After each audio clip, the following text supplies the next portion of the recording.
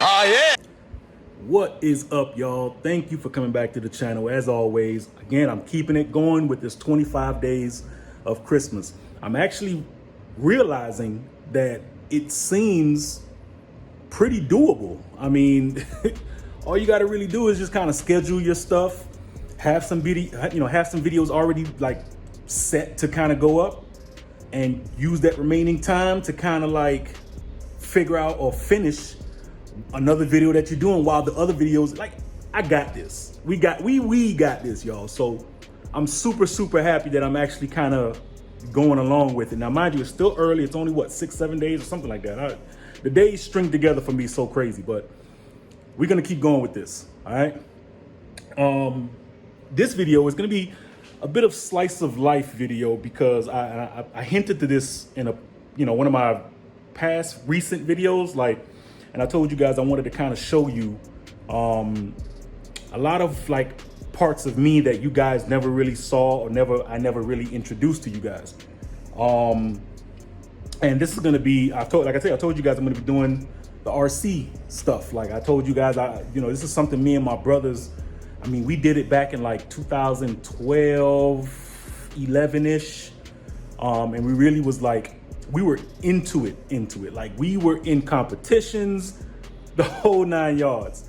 So, and it's so funny that my brother this morning, he sends me a video of one of our old, cause our name of our team was Cloud9, and we were Cloud9, like even on like Forza, like the Forza games. We were a drift team on that game, on like Forza Motorsport 2 or 3 or some shit.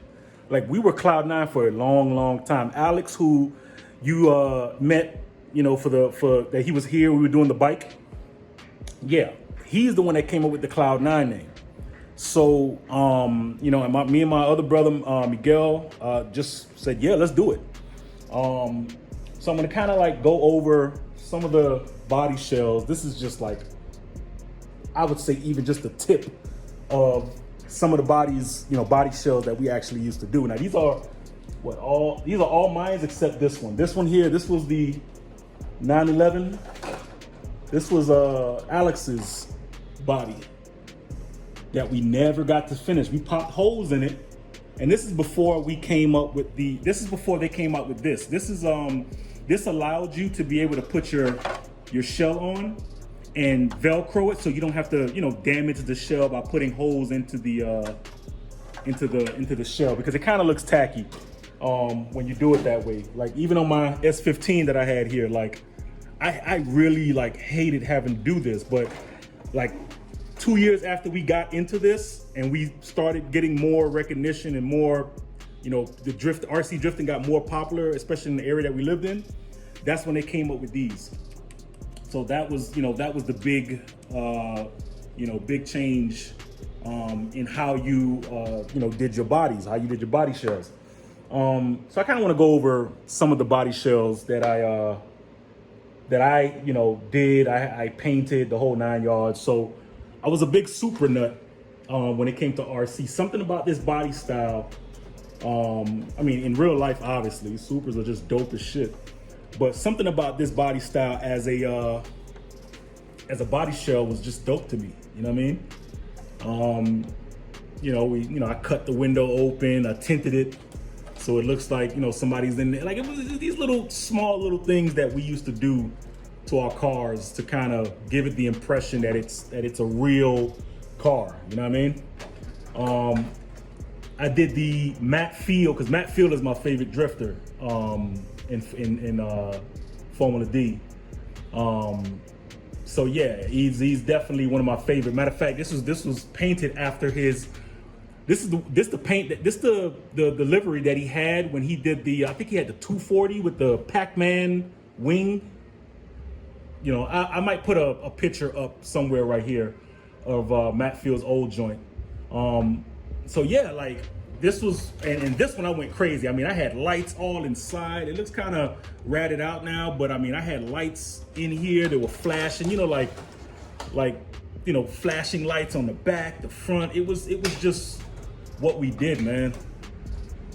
You know, it's funny. I talked to my brothers, man, and we're like, yo, we want to get into it so bad, man. But, you know, now the way things are, like, it's kind of, it's expensive. I'll tell you that. It's definitely an expensive hobby, especially when you're trying to build, you know, an actual real car.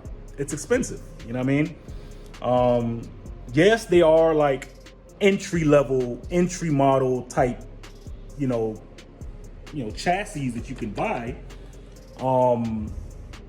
But it's still, you know, you get to the point where, you know, the entry level chassis are just gonna have like a lot of plastic pieces. You really need to get like the, you know, the anodized metals to kind of reinforce a lot of the plastic or harden. This is all carbon fiber right here. This top plate and the back plate, this is all carbon fiber right here, y'all.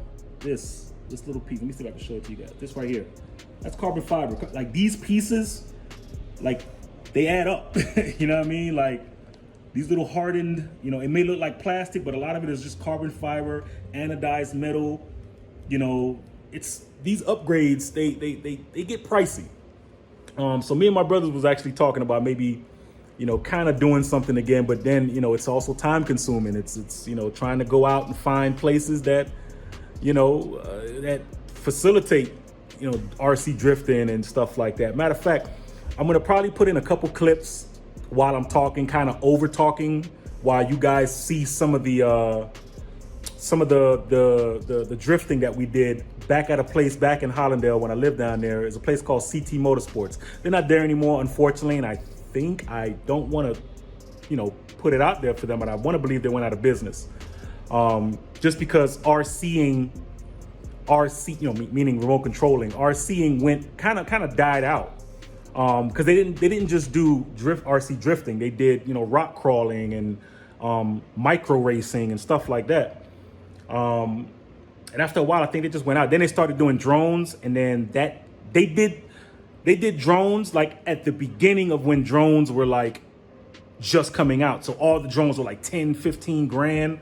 I don't know if they sold any one of them. So I don't know, but they were good. They were good people. They really, you know, it was kind of a symbiotic thing. We went there, we brought people in because people were like, oh man, you know, these guys are RC drifting. And, you know, it's kind of like they helped us out too, because they'll give us sometimes free drift days and all that good stuff. But anyway, like I said, I want to go through some of the bodies. This was my Stagia, whatever they call it, Stagia. So it looks like the R35 front. You got the family in the back. And this is when I did this around, I think I did this around Christmas time or something like that. And they were having a competition or some shit like that. And I put the top on here, I glued like wood, you know what I'm saying? Looking like, you know, actually family drives the car type shit. You're gonna see a video with this, with the S15. One of my favorite cars. This car took a beating. Matter of fact, this is probably my oldest. Yeah, this is my oldest body. I have some more bodies over there. This is my oldest body. I mean, you can tell by just the brokenness of it. I mean, it was crazy. I remember when this actually happened too. I remember I was drifting, and there was a guy on my right side. And of course, the one thing about drifters is if you don't know how to drift your car, get the hell out the way. You know, or don't try to tandem with somebody when you know you can't tandem. And they had in the track, they had like these metal railings. Like they tried to make it look like a real, you know, city highway type shit. And there were metal railings. When this happened is when they changed out the metal railings for like some soft rubber shit. But I'm like, yo, my body already broken already. Like, fuck this, you know, that's supposed to do. But yeah, the guy was trying to tandem with me, and he lost control of his car, and it slammed me into the metal railing. And it was the part of the railing that was the beginning of the railing. So it was the pointy part of the railing. So that part of the railing, I slid into it, and it just completely just tore my body shell up. So for anybody that's out there that you drift, just if you don't know how to drift, wait for your time. Let everybody get off the track. It's certain etiquettes that you need when you are drifting, y'all. So know that. So yeah, let me go. Oh, let me also show this body.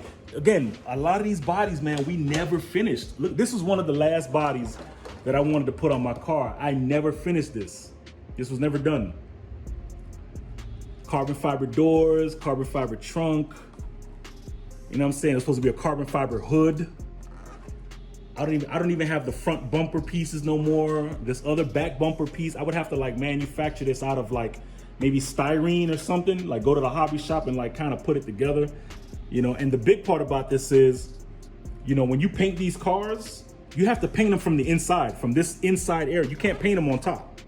So because the top creates a plastic barrier so that your paint don't get scratched up if you hit a wall or if somebody hit you like that dude did me. So yeah, I mean, all these dope bodies, man. I think it's what, a Toyota, I want to say a Corolla.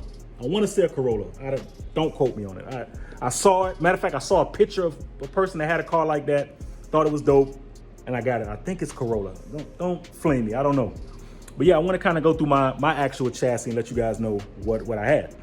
All right, guys. So this is my chassis. It's an HPI chassis. When HPI basically first brought out the belt-driven chassis, you know, I had to pick it up, and I mean, it was definitely the way to go. Tamiya was pretty popular at the time with RC drifting, but their cars, the Tamiya cars, was shaft-driven. I'll put a picture in here. I'll try to see if I can put a picture in here to show you guys the difference. But yeah, their chassis were shaft-driven.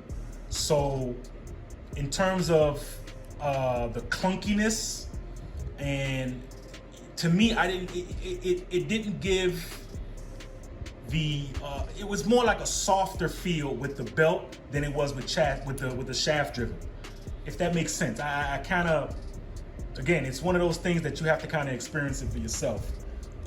Belt driven to me was just a lot better in all around. I mean, it's definitely more balanced to me. But yeah, I mean, a lot of this stuff was changed out. You know, a lot of the coils. These are the coilovers for the car. I mean, they look exactly like how coilovers would look. These things take actual oil though. Depending on the type of oil you put in these, you know, whether it make them stiffer or, you know, the rebound wouldn't be as strong. So they have weighted oil, put it like that. Weighted oil goes inside these. Definitely when you get a motor like this, you want to go brushless. You never want to go brushed. Brushed is like the standard type of motor, but brushless, it doesn't give you as much of a punch, and it's more, the speed is more regulated by you and not the engine. With a brushed engine, when you do this, when you tap this, it's already shooting off. A brushless motor knows when you're giving it a soft touch or hard touch, and then it regulates that by the brushless motor. That's the big difference between brushless and standard type motors. Brushless and brush motors, that's the difference. Definitely have to go LiPo when you do this, y'all. So I mean, like I say, it was a dope hobby. I mean, if you have a couple $100 to get yourself an entry level, you know, try it out. You may like it. You know what I'm saying? The dope part about mine is I built myself a custom suspension. These actual piping, people was crazy, like, yo, that's dope. So this setup, these rods didn't come standard with the HPI. This allowed me to get a lot more angle when I actually drifted. You see what I'm saying? And this motor, I think it was an Avox, something like that. Yeah, this motor allowed it to give me the turn that I needed. So I was able to get a lot more angle with this setup. And these were actually off a rock crawler. I got the weird idea to kind of put this together because I just felt like I wasn't getting enough angle with the stock links.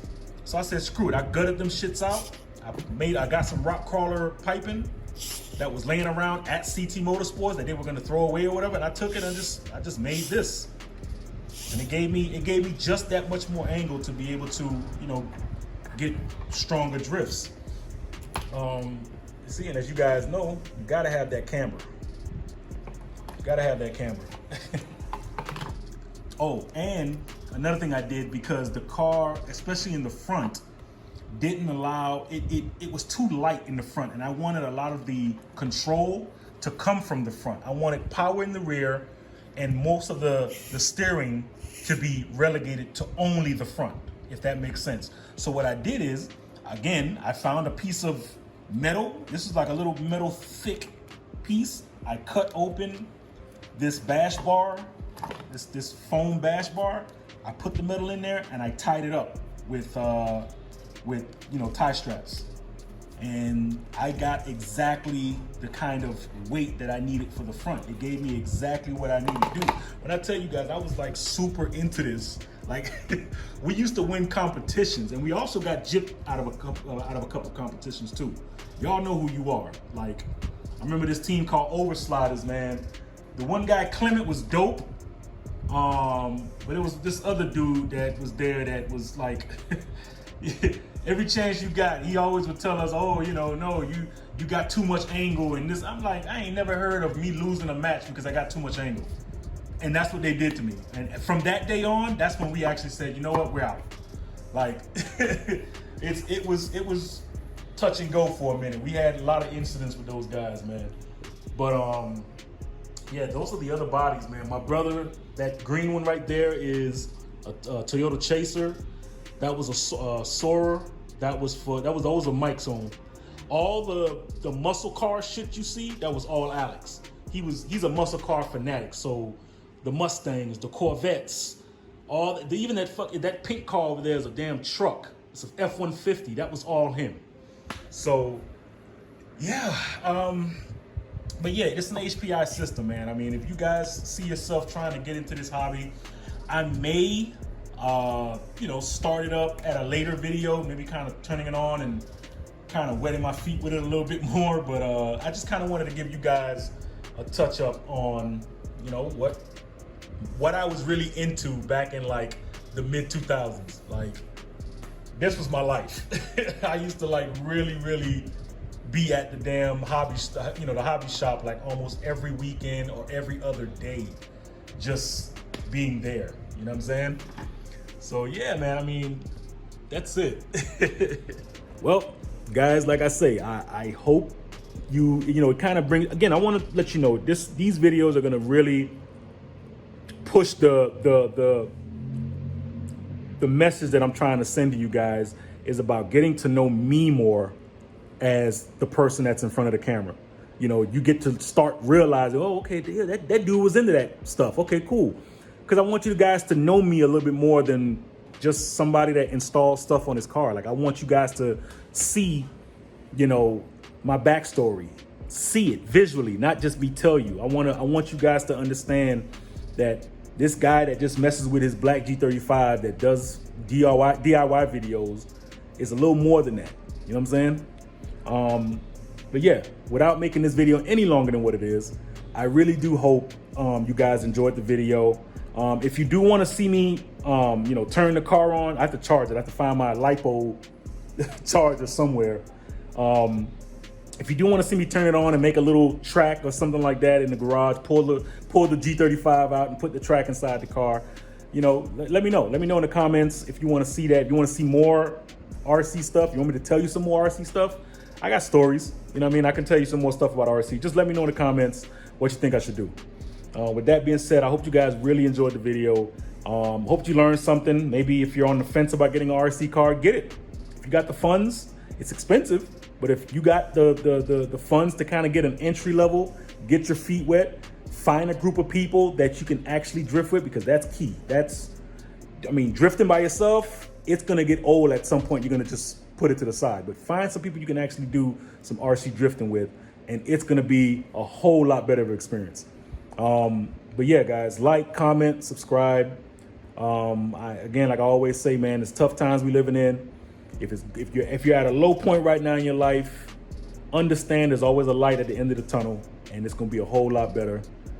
Just keep going through it. Just keep pushing through it. That's all you gotta do. All right. With that being said, guys, stay driven. 1.